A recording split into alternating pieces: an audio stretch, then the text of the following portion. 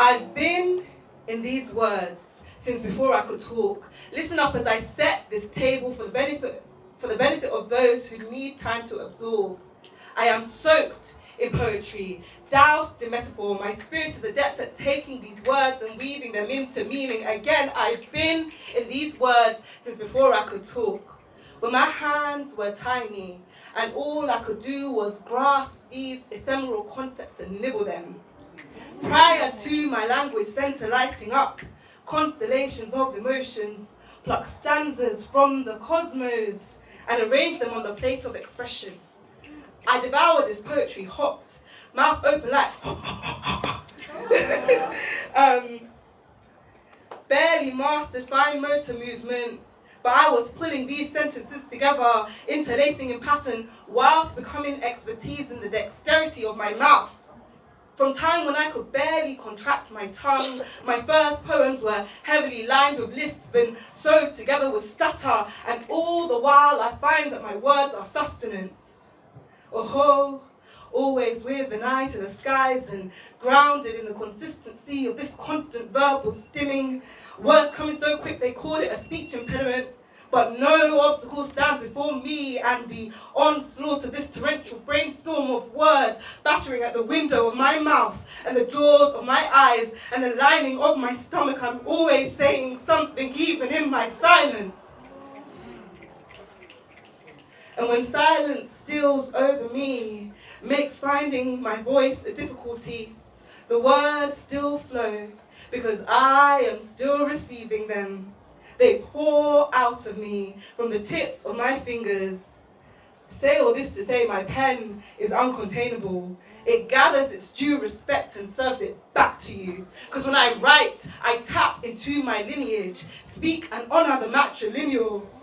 The women before me knew how to speak words with their hands, weaving strands of hair into rows and seasoning every meal they made with love. But I will not mother you. I know my words can hold and contain and do impossible, splendid things with pain. I promise you these words can speak to you. I promise you these words can feed you. And also speak to how so many of us are really just trying to remain sane against the backdrop of the ways of this world with all its peculiarities and inconsistencies. I'm convinced this ravenous land is sinking, and still I will not mother you.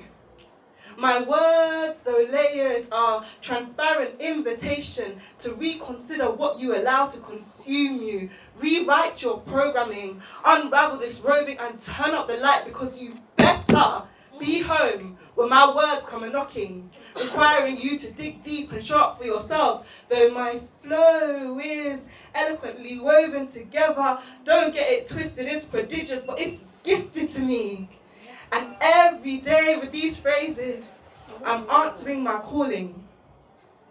It will always be words for me. Forever plucking these threads of sounds and expression that capture emotions and allow me to pour myself out onto these stages and onto these pages. I will always be a mouthful kind of girl.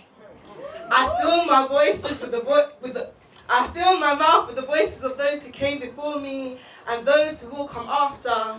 And mostly, I fill my mouth with me. In this moment, and how every single poem is a reclaiming of my autonomy. And fine words butter no parsnips, but I will weave them into a meal. And when I feed you poetry, it will be nourishing. Not the type that dissolves in your mouth and leaves you starving. No, come to this table, be here and be satiated. And as you lick your fork, remember, I've been in these words since before I could talk. And when you leave mindful, attitude readjusted and soul nourished, take a moment for gratitude, because you are entirely welcome. And I am Fine Words Weave. Come on.